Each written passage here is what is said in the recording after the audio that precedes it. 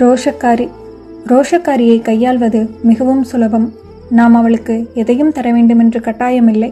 எந்த இடத்திலிருந்தும் அவளை விலக்குவது மிகவும் எளிது. ஒரு சிறிய தந்திரம் போதும் நம் நோக்கங்களை அவளது நோக்கங்களாக்கிவிட. அவளால் திருப்பிக் கொடுக்க முடியாததென்று எதுவுமே இல்லை. இழக்க முடியாததென்று நினைத்த எதையும் அவளால் இழக்க முடியும். நாம் எந்த அதிகபட்ச விலையும் நிர்ணயிக்கலாம், அவள் எப்படியும் செலுத்துவாள். அவள் மறைக்க விரும்புவதன் சிறு நுனியை வெளியே இழுத்தால் போதும் அவளை மனமுடைய செய்ய. அவள் நினைக்க விரும்பாததை சற்றே நினைவூட்டினால் போதும் அவளை பற்றி எரியச் செய்ய. ஒருமுறை அவளுக்கு எதையேனும் மறுத்தால் மறுமுறை அதை அவள் ஒருபோதும் கேட்டதே இல்லை.